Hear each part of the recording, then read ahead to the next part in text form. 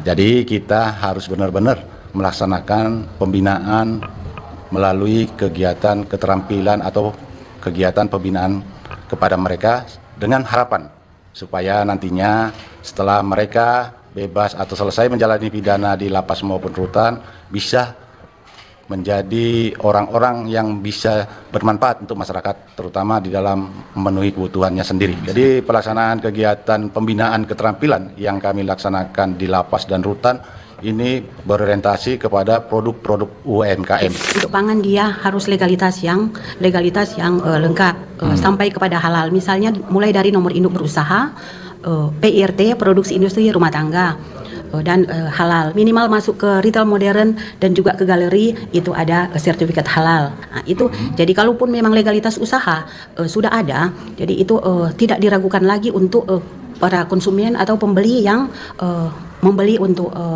produk-produk yang dihasilkan oleh dari lapas. Kendala kita ini bagaimana produk ini bisa dipasarkan. Pak. Kenapa? Karena kita bisa memproduksi tetapi kita tidak tahu di mana ini harus dipasarkan.